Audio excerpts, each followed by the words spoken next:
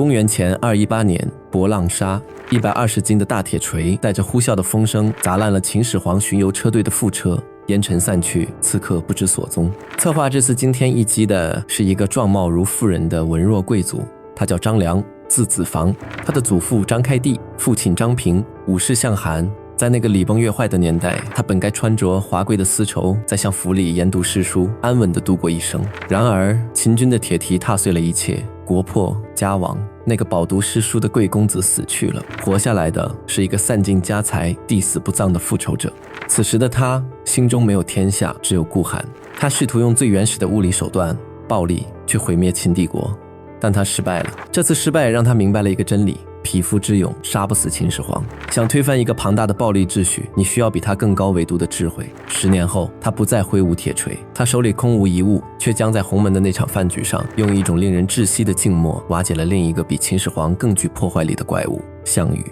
秦时齐路，天下共逐之。张良身怀太公兵法，在乱世中寻找着能够驾驭这套屠龙之术的宿主。他遇到过很多人，仅居之流皆不能用，直到在刘县，他遇到了刘邦。这是一个奇怪的组合，一个是贵族公子，多病辟谷，行事高深莫测；一个是沛县亭长，贪财好色，满口粗言秽语。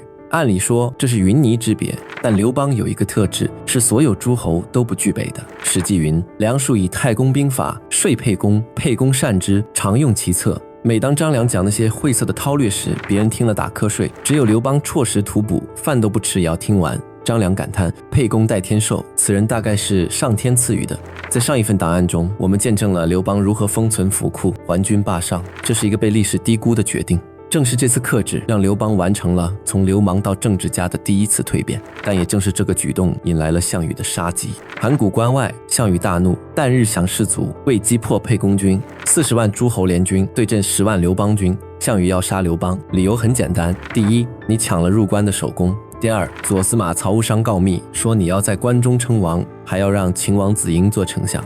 在项羽眼中，刘邦是当初在他手下混饭吃的小弟，是那个在战场上只能打下手的庸才。沐猴而冠的项羽容不得别人动他的蛋糕。消息传回坝上，刘邦吓得筷子都掉了。这时候张良展现了顶级谋士的素养，他没有慌乱，而是利用了一个极小的人际缝隙——项伯。项伯是为了报张良的私恩，连夜跑来劝张良逃命。张良没有跑，他死死拉住了项伯，把他硬生生拽到了刘邦的大帐。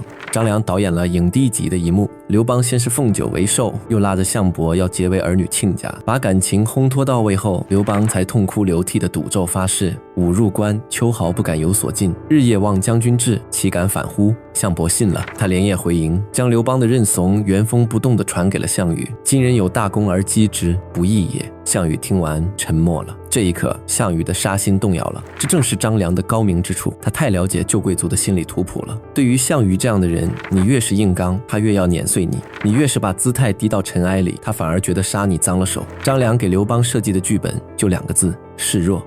次日清晨，鸿门，这是中国历史上最压抑的一顿早饭。项王、项伯东向坐，亚父南向坐，沛公北向坐，张良西向侍。座次就决定了生死。刘邦坐的是臣子位，张良坐的是侍从位。请注意这个侍字，项羽面朝东，那是皇帝的尊位，而武士向韩的张良面朝西站着，他甚至没有资格入座。这是把贵族的尊严撕碎了扔在地上。但张良面无表情，像一尊雕塑，因为他清楚，在这个修罗场里，尊严是死人的墓志铭，隐忍才是活人的通行证。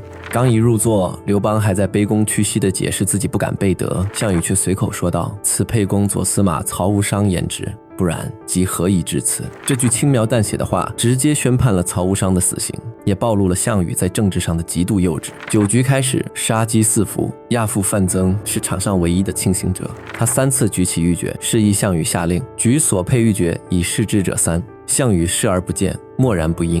范增急了，他叫来项庄，项庄舞剑，意在沛公。剑锋寒光闪烁，数次划过刘邦的面门。在一片混乱与喧嚣中，刘邦负责用恐惧表演忠诚，而张良躲在阴影里，控制着项羽的情绪节奏。看着局势失控，张良起身出帐，召来了那个著名的变量。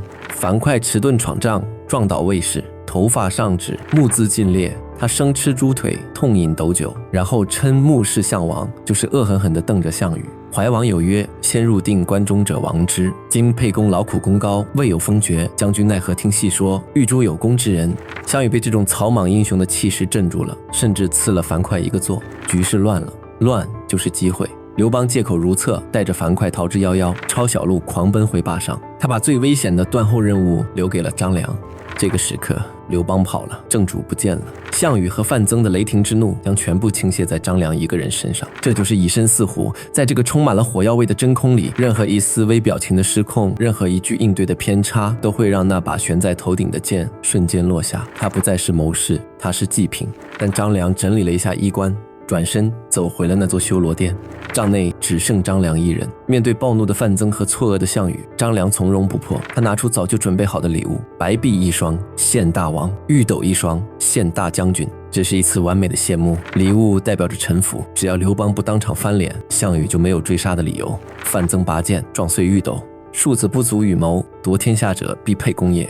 玉斗碎裂的声音在空旷的大帐中回荡。范增看到了未来，但项羽只看到了现在的胜利。他以为自己驯服了一条狗，却不知道自己放走了一条龙。鸿门宴的本质不是一场暗杀与反暗杀，而是一次认知的错位。这里我们需要剥离掉千年来关于项羽妇人之仁的误读。项羽不杀刘邦，真的只是因为优柔寡断吗？项羽杀宋义时何等果决，坑杀20万秦军降卒时何等残暴。那些秦军投降了，项羽为什么照杀不误？因为他忌惮，他怕这20万生力军会造反。但对于刘邦，项羽没有忌惮，只有鄙视。在项羽眼里，刘邦已经跪得太彻底了。咱们一起共事过，你刘邦是个什么货色，我不知道吗？贪财好色，50岁的老流氓，打仗一塌糊涂，就这么个货色，能翻起什么浪花？巨鹿之战，我项羽破釜沉舟，消灭了帝国最精锐的40万秦军。天下诸侯见我都是西行而前，不敢仰视。你刘邦那点可怜的家底，在我面前算什么？最关键的是，项羽发现刘邦把咸阳宫的财宝都封存好了，根本没敢动。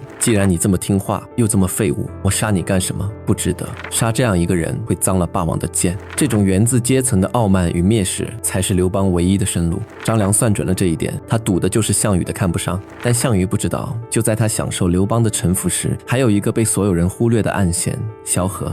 此刻他趁着项羽未到，正冲进秦朝丞相府，搬空了所有的律令、图书、户籍、地图。秦帝国100多年积累的核心资产，山川险要，户口多寡，钱粮强弱，全部被刘邦集团打包带走。这意味着在未来的楚汉争霸中，项羽是在迷雾中作战。他每到一个地方，不知道哪里有粮，不知道哪里能征兵，而刘邦拥有全知视角，哪里路不好走，哪里可以屯田，哪里能卡住咽喉，他在地图上一清二楚。鸿门宴是项羽霸业的巅峰，也是他败亡的开始。